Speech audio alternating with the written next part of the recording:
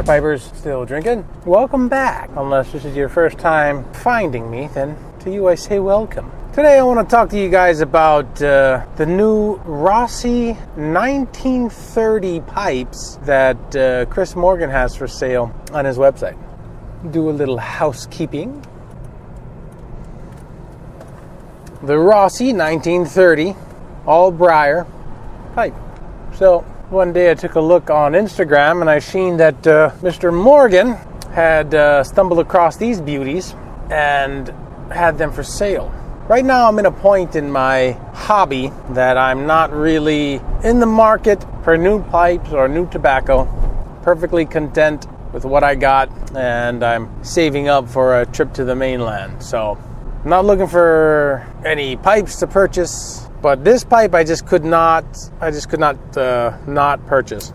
Oh, and in it, I have some crumble cake gifted to me by Hewlin Pipes. So, stumbled upon Instagram, seen the post about these pipes, briar stem, briar bowl.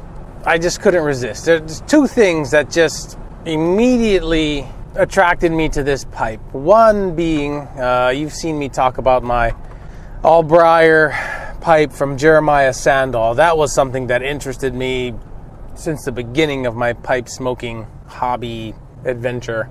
All briar. So that was an immediate draw. The second thing being, it's from the 1930s. This shit's older than my parents. And I was like completely blown away. To have something that old in my hands, I thought would be pretty fucking cool. So, you know, the pipes are a piece of history, and I think well worth the price, in my opinion. I know a lot of people would be like, well, you know, it's so expensive and it's so old. Two big reasons to not smoke it. How could you bring yourself to smoke it? Believe me, I understand. I have pipes in my collection that I have not smoked yet because I just think they're such beautiful works of art, and I'm kind of afraid to smoke them.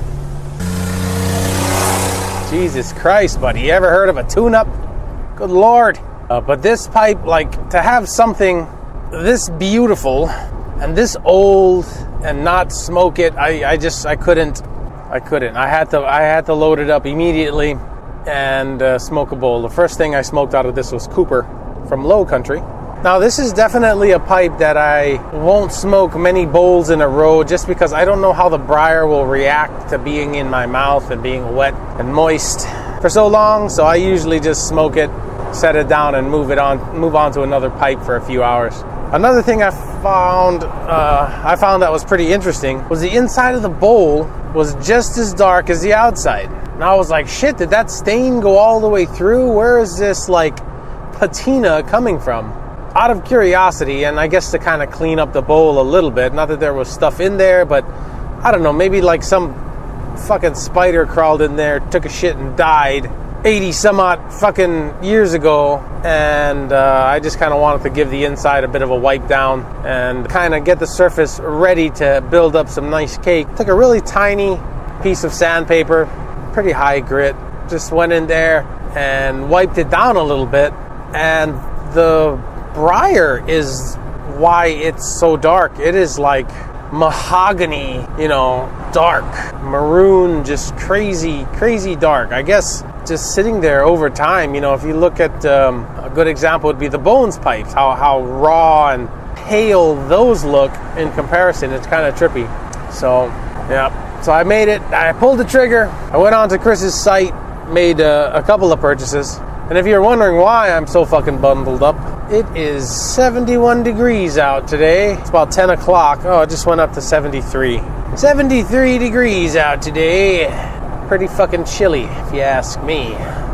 So anyway, for those of you that might have been interested, give you a bit of a closer look. I'm pleasantly surprised at the shape and the size. Like the size of this fucking pipe, man, is perfect. Perfect. So for those of you that want some fully functioning, awesome smoking piece of history, I'd go ahead and pull the trigger on this. Another interesting note, while I put the first few bowls through this baby, I did notice For those of you that have smoked a pipe with no bowl coat, it has kind of that woodsy flavor to the tobacco, especially when you get closer to the bottom of the bowl. And this one's had that same kind of burnt woodsy flavor, but it was a little bit sweeter. I mean, it was add just a hint of sweetness to the smoke, which I found very pleasant. I love smoking naked, uncoated briar. I love kind of that woodsy smell and flavor. Estate pipes, not so much. I guess with all the juices and stuff just kind of being infused into the wood, it has kind of a taste I'm not fond of. But new briar, very old unsmoked briar, oh, delicious. Alrighty, guys and gals, that's it for this episode. Hope you all are staying warm. And remember, stay smoky, my friends.